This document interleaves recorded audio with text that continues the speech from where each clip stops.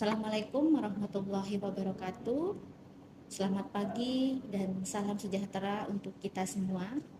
Perkenalkan, nama saya Nurma Ulfa Kumala Devi, Esos Emsos, salah satu dosen di Universitas Pancamarga Probolinggo di Fakultas Ilmu Sosial dan Ilmu Politik, Program Studi Administrasi Publik. Saya menjadi dosen di Universitas Pancamarga sejak tahun 2018 hingga saat ini, dan konsentrasi keilmuan saya di ilmu sosial humaniora. Pada kesempatan kali ini saya akan menjelaskan mengenai mata kuliah yang saya ampu di Fakultas Ilmu Sosial dan Ilmu Politik, terutama di Universitas Pancamarga, yaitu salah satunya mata kuliah Sistem Sosial Budaya Lokal. Saya selain mengajar Sistem Sosial Budaya Lokal juga mengampu di beberapa mata kuliah, yaitu Pemberdayaan Komunitas dan Sumber Daya Lokal, Organisasi dan Manajemen, dan Pengantar Sosiologi. Pada video kali ini saya juga akan menyampaikan mengenai PDD UKPT PT di bidang pengajaran, salah satu mata kuliah yang saya ampu yaitu mengenai mata kuliah Sistem Sosial Budaya Lokal, di mana mata kuliah ini menjadi salah satu mata kuliah wajib dalam kurikulum di Universitas Pancamarga, yaitu di Fakultas Ilmu Sosial dan Ilmu Politik, dengan bobot SKS yaitu 3 SKS, di mana diampu di semester 2. Baik, untuk deskripsi mata kuliah Sistem Sosial Budaya Lokal. Mengenai deskripsi mata kuliah ini, tentunya mata kuliah ini sangat bermanfaat bagi mahasiswa untuk mempelajari dan menganalisa kebudayaan lokal yang ada di Indonesia, di mana di dalamnya mengkaji mengenai fenomena sosial budaya yang di mana di dalamnya tersebut ada struktur kemajemukan masyarakat, integrasi sosial budaya, dan dinamika masyarakat sebagai sebuah sistem.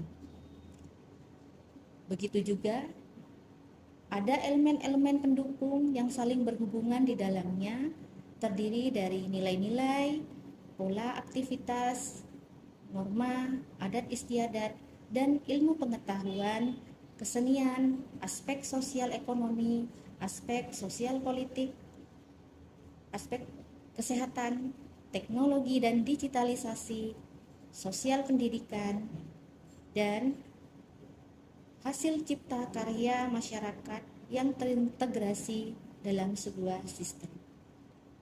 Selain itu, mahasiswa dalam mata kuliah ini juga mendapatkan pengetahuan baik secara teoritis, sekaligus juga mendapatkan pengetahuan dalam menganalisa problem sosial budaya yang terjadi, sehingga juga berfungsi sebagai wacana di dalam menyusun kebijakan yang diformulasikan dan bisa diimplementasikan mengikuti nilai-nilai dan kaidah-kaidah kearifan lokal di Indonesia.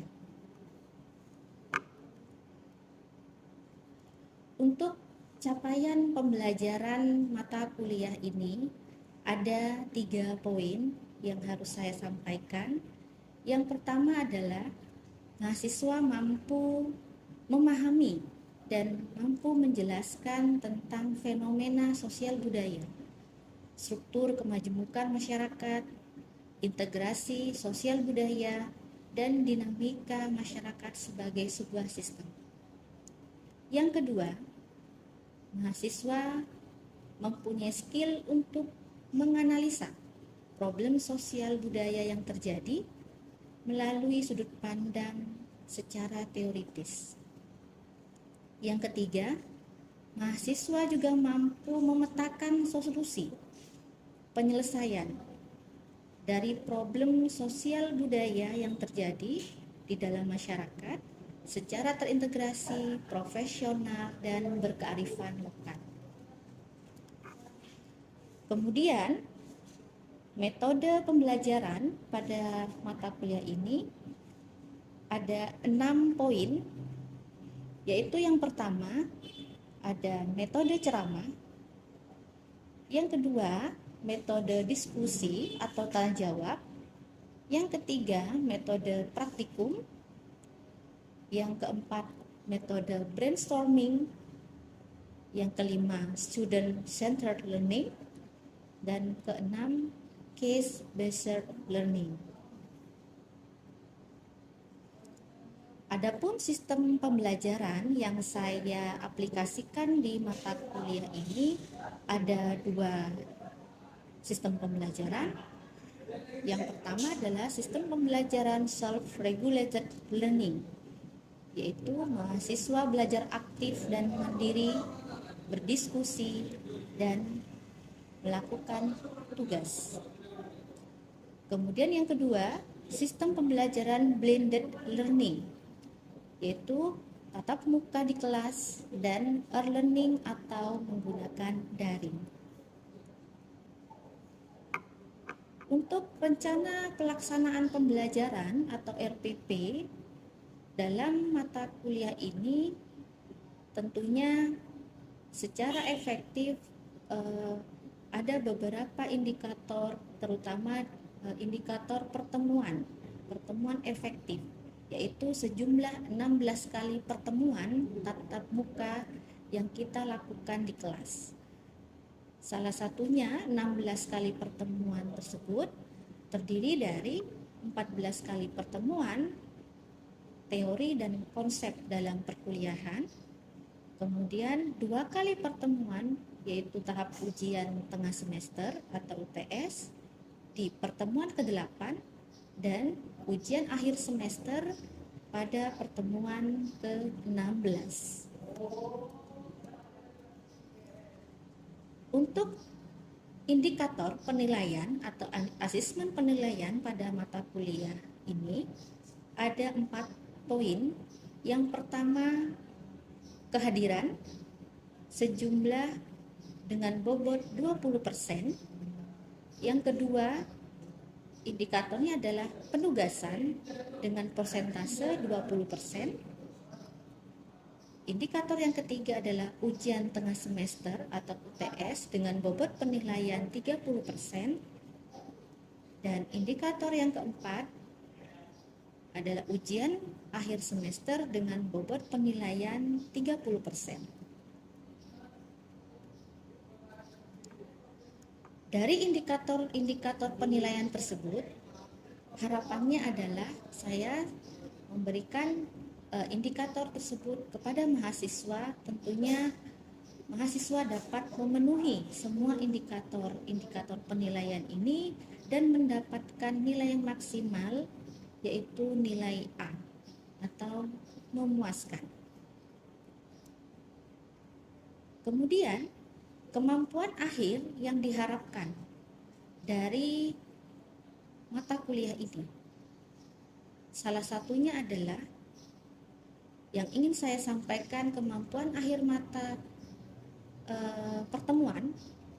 Salah satu pertemuan dari kemampuan akhir yang diharapkan yaitu pertemuan kedua, yaitu salah satunya mahasiswa mampu memahami bagaimana perspektif dari sistem budaya lokal. Yang kedua, mahasiswa mampu memahami dan menjelaskan perspektif fenomena sosial budaya, struktur kemajemukan masyarakat, integrasi sosial budaya, dan dinamika masyarakat sebagai sebuah sistem.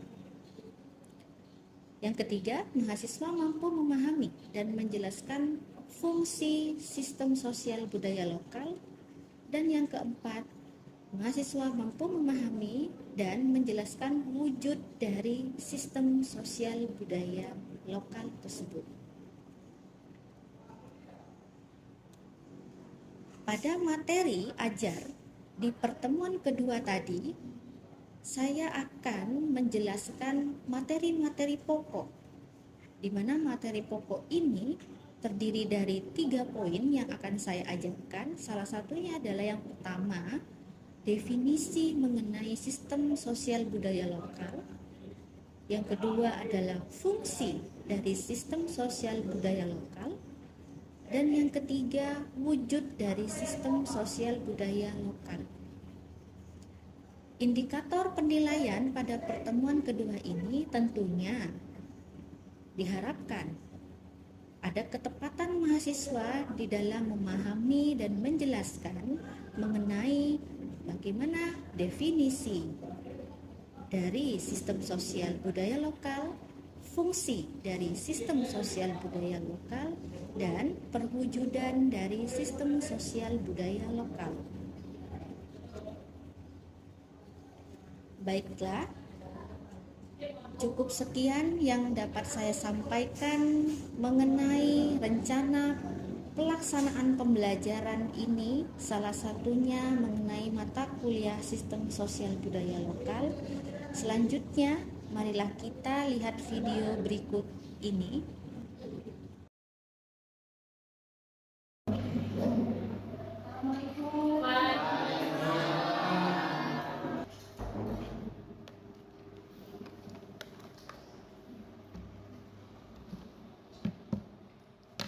Baik, mahasiswa, sebelum perkuliahan kita mulai pada pagi hari ini, kita berdoa terlebih dahulu menurut keyakinan masing-masing ya. Berdoa mulai. Doa selesai.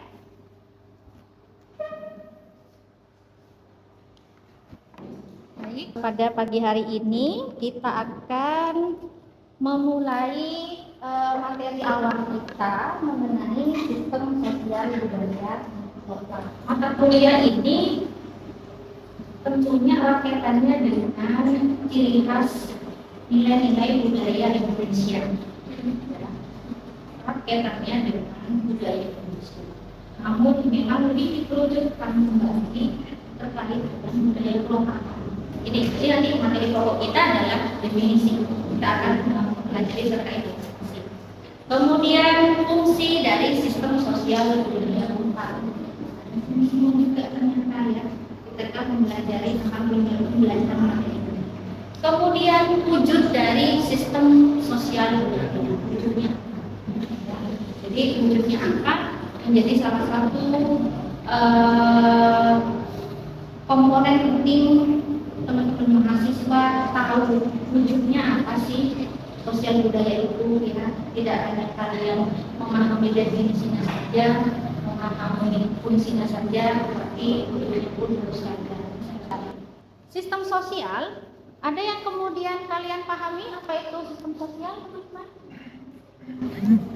Ya, ada yang kemudian bersuara tidak masalah. Apa yang kemudian kalian bisa definisikan sendiri? Itu dikaitkan erat dengan menuju suatu masa yang benar dengan pendidikan orang.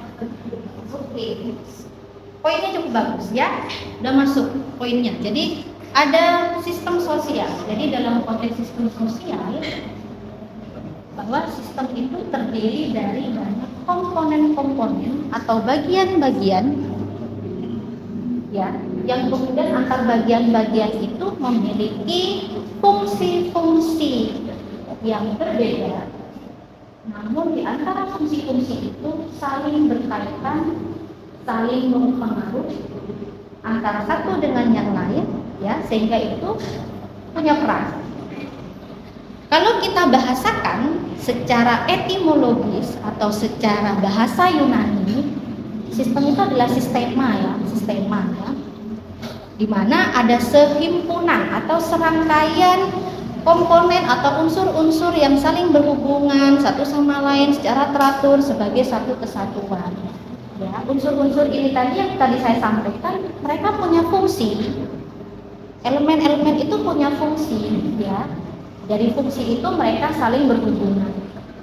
Ketika mereka tidak berfungsi salah satunya, nah itu tidak akan berjalan sistem. Poinnya adalah untuk mencapai sesuatu tujuan. Poinnya adalah dari sistem itu terbentuk, tujuannya adalah apa? Mereka punya tujuan. Ya. baik itu dalam konteks sistem belajar. Berarti tujuan sistem belajar itu untuk apa? Salah satunya ternyata tujuannya adalah untuk mencerdaskan, untuk bisa memahamkan, untuk bisa memberikan pembudayaan atau pelembagaan bagi peserta didik dari tujuan pembelajaran, sehingga ada sebuah sistem yang kemudian itu tertata. Ada sistem penjadwalan, misalkan salah satunya jadwal mata kuliah, ada jam kehadiran, ada presensi, ada dosennya, ada peserta didik. Jadi kalau misalkan dalam satu rangkaian sistem itu tidak berfungsi misalkan, maka sistemnya tidak akan berjalan. Unsur-unsur sistem ini seperti yang ada di slide saya, teman-teman mahasiswa juga banyak akan dipahami banyak literatur buku, banyak nuansa-nuansa referensi atau pengetahuan yang bisa ditambahkan selain unsur-unsur dari sistem ini. Tetapi tidak akan jauh atau juga tidak akan melenceng dari poin-poin yang ada di unsur-unsur sistem ini ya teman-teman mahasiswa. Salah satunya yang terpenting tadi saya katakan, sistem itu pasti ada saling keterhubungan. Atau kalau kita bisa katakan ada yang namanya timbal balik. Seperti dosen dengan mahasiswa, mahasiswa pun memberikan respons pada dosen. Bekerja sama di dalam mensukseskan sistem pembelajaran.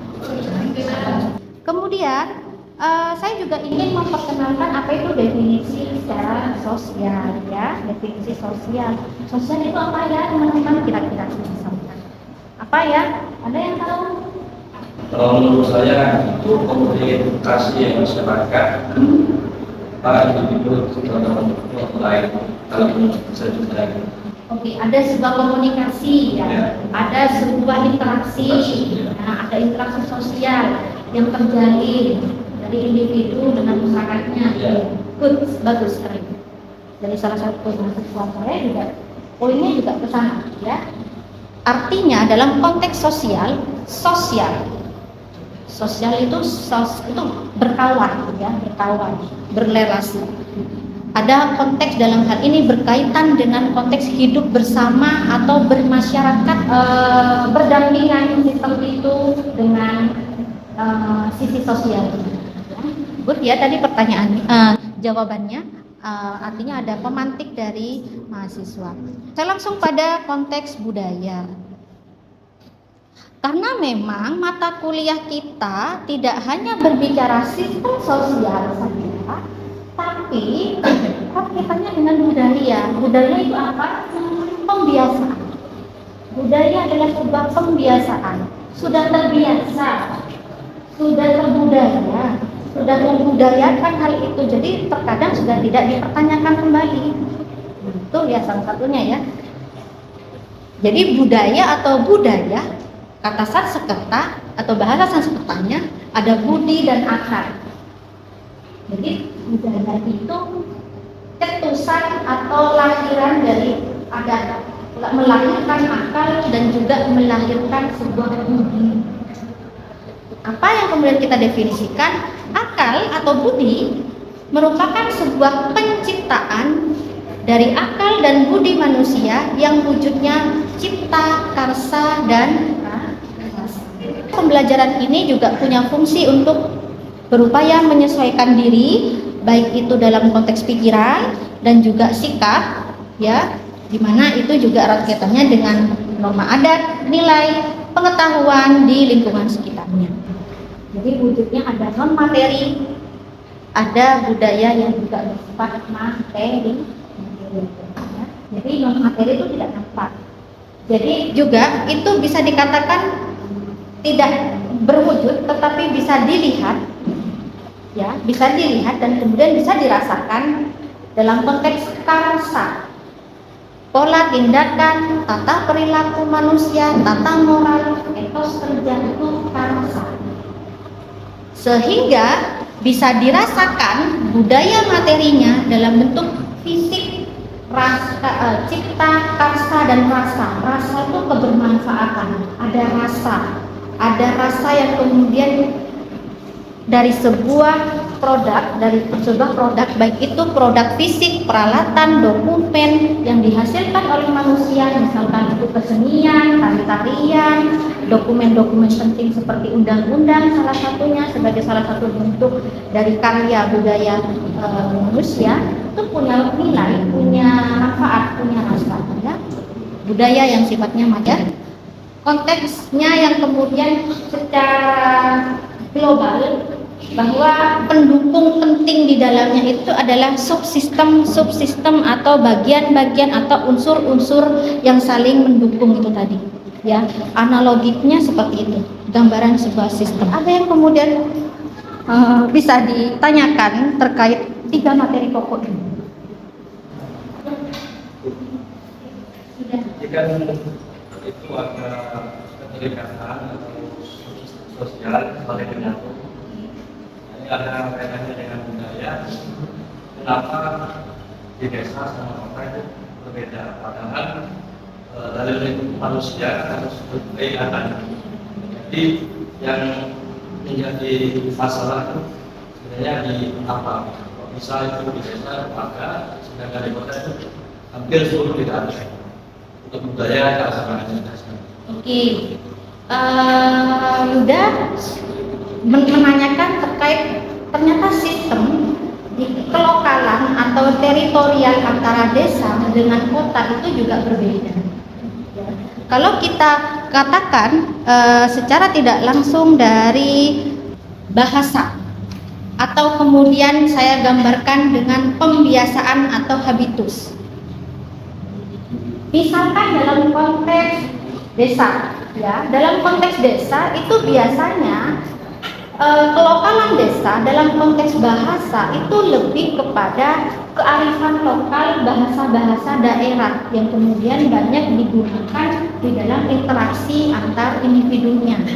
Mohon maaf, misalkan dalam konteks desa baik itu di Jawa atau misalkan di daerah-daerah kelokalan yang lainnya, misalkan atau di Madura atau di suku-suku Tengger, misalkan di daerah Bromo, desa itu kan memiliki bahasa yang ciri khas, ya, memiliki bahasa yang ciri khas. Ketika mereka berbahasa menggunakan ciri khas bahasa mereka, itu yang kemudian dipahami oleh mereka.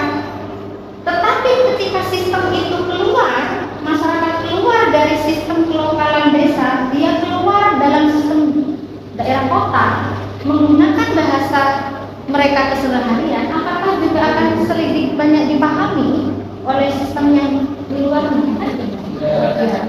Artinya apa? Memang antara sistem yang besar itu tadi, desa dengan kota, tidak dikotomikan, membedakan, tidak. Tetapi setidaknya masyarakat atau individu yang mampu menyesuaikan kelokalannya, kelokalan yang ada di kota dan kelokalan yang ada di desa, seperti itu. Jadi kalau saya berkaitan dengan konteks habitus atau kebiasaan, memang kebiasaan orang di desa itu memiliki bahasa-bahasa yang kekerabatannya lebih akrab. Ya, silakan. Bagaimana pengaruh budaya asing terhadap budaya Indonesia sehingga budaya Indonesia itu terus hilang? Oke, bagus sekali. Bagaimana kita bisa memfilter, ya, mensaring budaya asing yang masuk ke budaya lokal kita atau budaya Indonesia, karena kita tidak bisa memungkiri efek globalisasi, efek modernisasi yang ada di Indonesia itu cukup sudah besar atau pesat, sudah nggak ada batasnya lagi, ya. Orang masuk lalu lalang ke negara kita ini sudah familiar, ya, sudah biasa. Apalagi penggunaan gadget, ya, atau handphone yang cukup sudah masif digunakan. Filternya gimana, Bu, sebagai orang lokal, sebagai orang Indonesia? Kalian tentunya punya nilai-nilai Islam. Ada norma di mana norma itu turunan dari sebuah tiang-tiang atau yang kemudian kita kita pahami sebagai salah satu fondasi negara kita, fondasi sebagai WNI, warga negara Indonesia. Fondasinya. Jadi dalam konteks ini ada sebuah asas sistem sosial budaya yang kemudian bisa diterima oleh masyarakat kita. Ketika ada yang asing masuk, kita bisa memfilter ini bisa diterima nggak sih sesuai dengan nilai-nilai kita, berdasarkan pada sebuah identitas kita. Identitas kita menganut ada 5, ya, ada asas 5 yang kemudian asas itu juga muaranya atau pangkalnya adalah pada sebuah nilai-nilai Pancasila. Yang pertama adalah asas kepercayaan pada Tuhan Yang Maha Esa. Jadi, mohon maaf ketika ada efek globalisasi yang datang secara